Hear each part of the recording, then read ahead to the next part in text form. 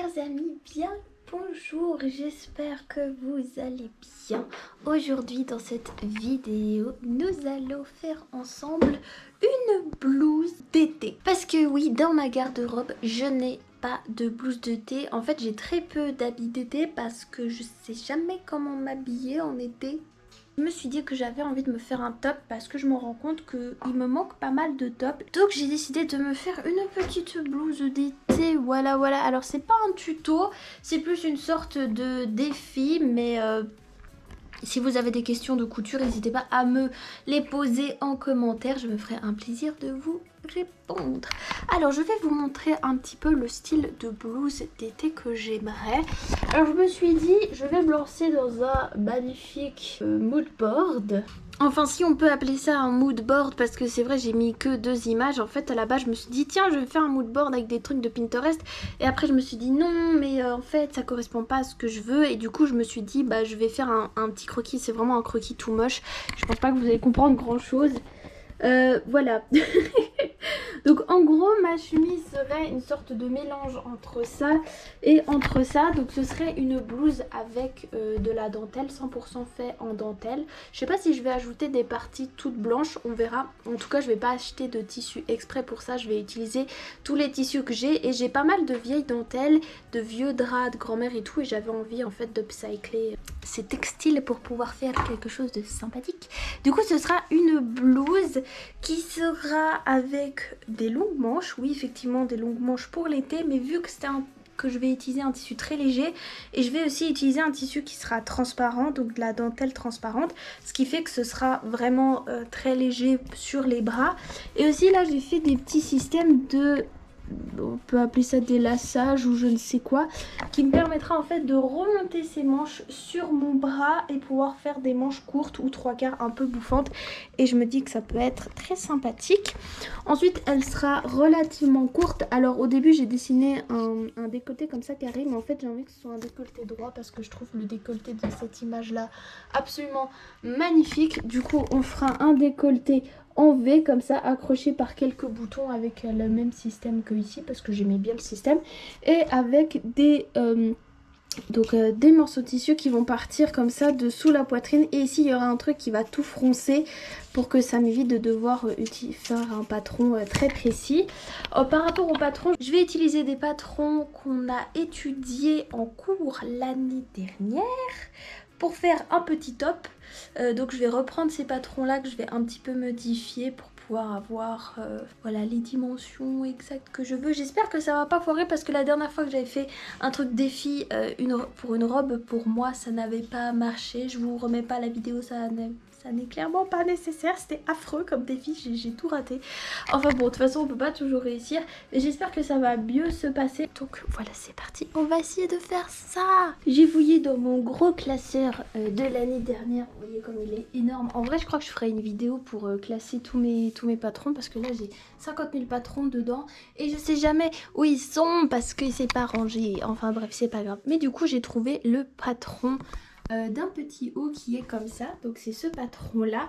Je vais juste modifier 2-3 petites choses, je vous explique. Donc le décolleté tout d'abord, vous voyez que là c'est un décolleté carré, moi j'aimerais qu'il soit pointu. Donc ce que je vais faire c'est que je vais rajouter une partie ici et je vais tirer un trait là et j'aimerais qu'il descende un petit poil plus sur la poitrine pour que ce soit un joli petit décolleté sympathique. Donc on va faire à peu près jusque là. Le devant côté, donc cette partie-là et cette partie-là qui sont ensemble, on va modifier encore un petit truc. C'est que je vais faire en sorte que ce soit qu'une seule et même pièce. Et que en gros, si vous voulez que ce soit un peu plus large en bas pour que je puisse froncer. Parce que j'ai envie de faire des petites fronces ici. Et le dos par contre, je vais absolument pas le modifier. J'ai juste modifié la grosseur de la bretelle parce que forcément ce sera un peu plus gros. Parce que là, la bretelle, elle descend pas mal sur l'épaule. Je sais pas si vous voyez, et du coup je vais la faire remonter un petit poil plus, histoire que ce soit un petit peu plus safe. Au niveau des manches, ce que je vais faire c'est que je vais utiliser le patron. Donc c'est un simple gros patron de manches. Trêve de bavardage, on va régler le petit patronage.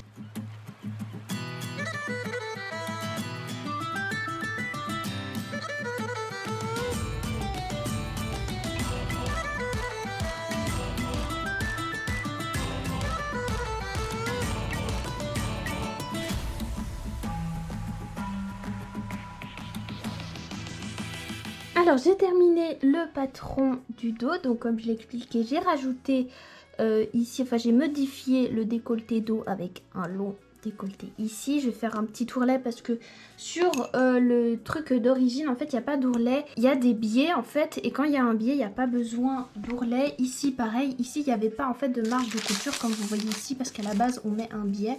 Et quand on met un biais, on met pas de marge de couture. Donc, voilà. J'ai aussi également agrandi la taille de la bretelle qui fera 7 taille ici, ça c'est marge de couture, je le rappelle. Du coup voilà, donc on va passer maintenant à l'avant. Je pense que ça va être un peu plus compliqué parce qu'il faut que je réfléchisse un petit peu plus longtemps. Mais voilà, il y a aussi une petite partie qui va venir en dessous de la partie avant. Donc ça sera un petit volant comme ça. Ça je vais pas faire de patron parce que c'est une simple bande rectangulaire. Donc voilà, petite précision à apporter.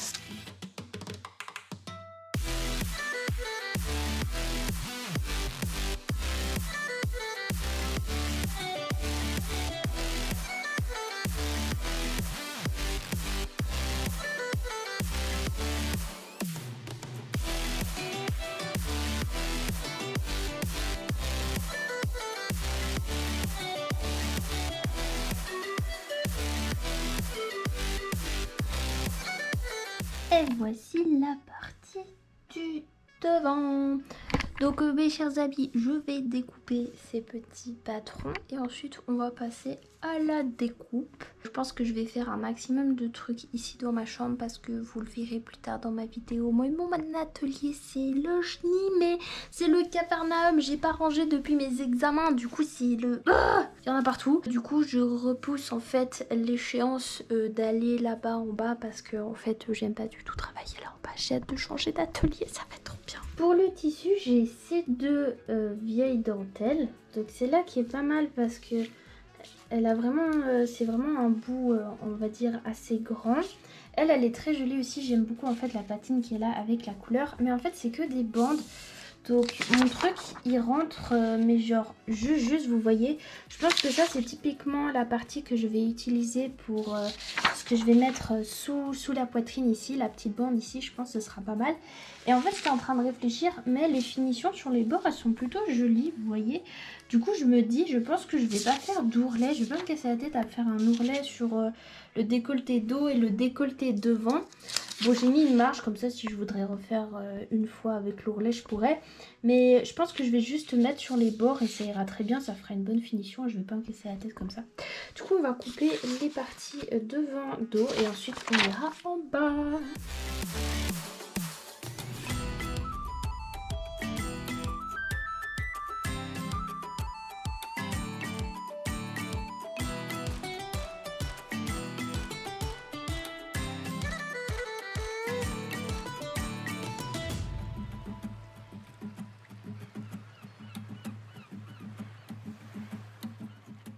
Petit update chers amis, voilà mes pièces toutes découpées. Donc là on a le devant, donc le devant j'ai fait quelque chose un petit peu particulier. Je vous explique, c'est qu'en fait j'avais envie de mettre 2 couches parce que j'aimerais bien potentiellement le porter sans soutien-gorge cette petite blouse. Donc j'ai mis 2 couches, c'était un peu nécessaire, même 2 couches, je suis pas sûre que... Bon, bref on verra, au pire je porterai avec un soutien-gorge, pas grave. Mais du coup je voulais mettre absolument 2 couches et en fait j'ai mal géré mon truc parce que du coup si je fais une doublure ça veut dire que ça, ben du coup on n'y voit plus, enfin bref. Je me suis un peu compliqué la vie, donc j'ai décidé en fait de mettre une sorte de doublure mais qui viendrait comme ça. Là de cette pièce par dessus, donc ça rajoute un petit peu des petits détails et tout. Voilà, je vais coudre là sur le côté, du coup ce sera bien fixe. Je vais peut-être mettre 2-3 petits points à la main pour que ce soit bien plaqué là. Et ici, celle-là, je vais la mettre en dessous. Pourquoi en dessous? C'est parce que là, il y a une jolie dentelle ici qui a été faite et que je trouve trop beau. Et j'aimerais bien en fait faire un truc un peu asymétrique, vous voyez, pour que ça ait un côté un peu vieilli, mais en même temps plus moderne parce que je mets des asymétries et tout. Du coup, j'ai décidé de mettre ça dessous et puis ça rajoute ici un petit détail en transparence que je trouve très sympathique. Là, on a le dos classique, voilà, une seule couche. Et là, on a la fameuse petite bande en dessous que j'ai simplement découpée. Bon, il y a des parties qui sont un petit peu abîmées comme ici, mais bon, on fera en sorte de pas les voir. Du coup, voilà, je vais couper encore les manches et après, on pourra y aller. C'est parti pour la couture. Petite chose que je vais faire pour les manches, juste, je tiens à préciser, c'est que ma mon tissu blanc qui se trouve ici là en boule, en fait j'en ai pas assez, du coup je vais utiliser ça. Donc ça va faire des grandes bandes que je vais coudre les unes avec les autres. Donc il y aura des longues coutures comme ça, mais au moins j'aurai un beau tissu et j'aurai assez de tissu parce que la manche est très volumineuse. Donc comme ça sera nickel. Donc c'est parti, on va aller en bas dans l'antre du démon. Je déteste aller travailler en bas, c'est affreux, c'est affreux. Nous voilà dans l'antre du démon. Regardez-moi ce chenille, il y en a partout, il y en a partout. Oh, je dois travailler là. Donc je vous montre la forme de la manche, ça donne ça. Je sais pas si vous y voyez très bien parce que vu que c'est transparent, c'est un peu compliqué. Mais en gros ça fait un énorme ovale ici et ça descend tout droit. Et c'est vraiment, on va dire, le type de patronage de manche que j'utilise tout le temps. Parce que faut savoir que j'aime beaucoup les manches évasées, les manches bouffantes et tout, et du coup ce patronage est pas mal. Bon, je pense que ce que je vais d'abord faire, c'est coudre en fait tout le long les petites pièces, parce que du coup c'est 3 grandes bandes mais qu'il faut assembler ensemble, donc on va faire ça tout de suite.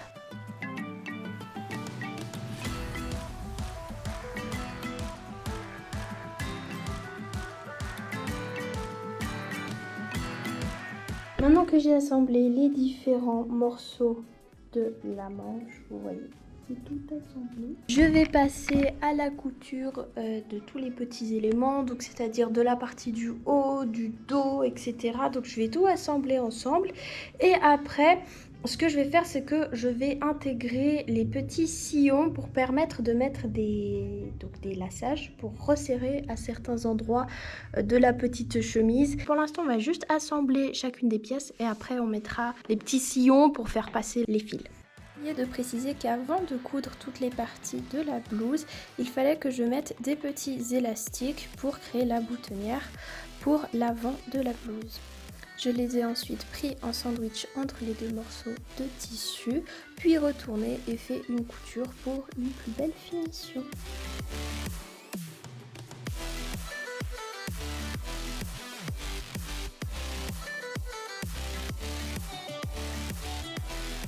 Voilà mes chers amis, ce que j'ai fait pour l'instant. Donc j'ai cousu les bords, j'ai cousu ici les 2 parties. J'ai mis les petits élastiques. Donc voilà, j'ai cousu le dos également avec les petites pinces et tout. Et voilà, je suis très contente de ce que ça donne, c'est très propre pour l'instant. Maintenant on va continuer, on va assembler le haut au niveau des épaules et ensuite on s'occupera des manches.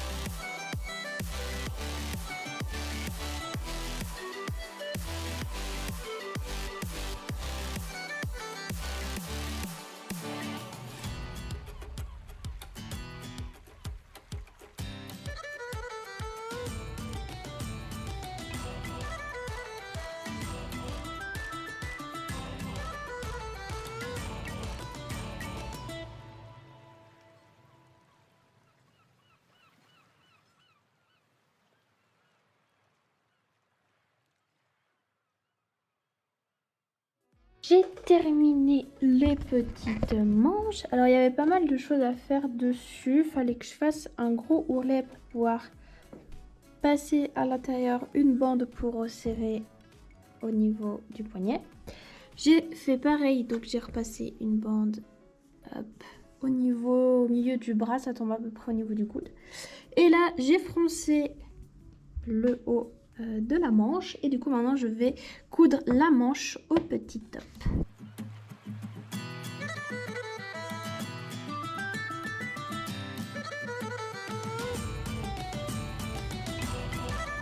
Voilà ce que ça donne pour l'instant, donc avec les manches cousues sur le petit top. Je suis très contente du résultat. Alors j'ai essayé le top et je me suis rendu compte en fait que ça c'était un petit peu trop grand. Ici c'était trop long, ça arrivait trop bas sur mon ventre je trouvais. Et donc je vais enlever tout ça, vous voyez tout ça, et je vais couper tout le long jusque ici, genre vraiment tout droit.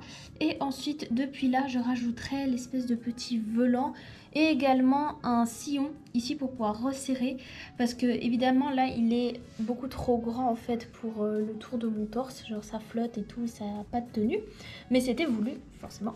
Donc je vais voilà, couper les deux parties ici tout du long, rajouter un sillon, coudre avec le petit volant et voilà.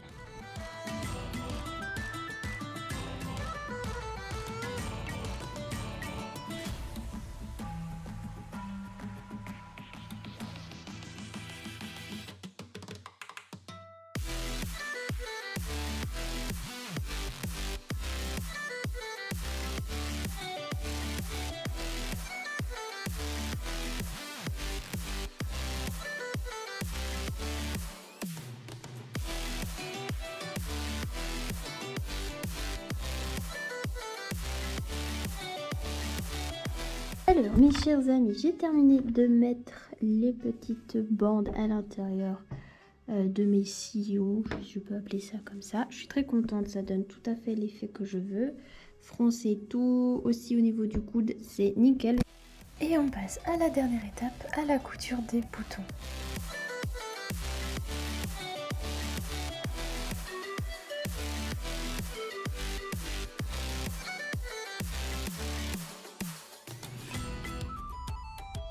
Mes chers amis, je suis trop contente, j'ai enfin terminé la blouse. Regardez, bon là vous voyez rien, je vais la mettre et je vais vous montrer. Et regardez-moi ça, mes chers amis.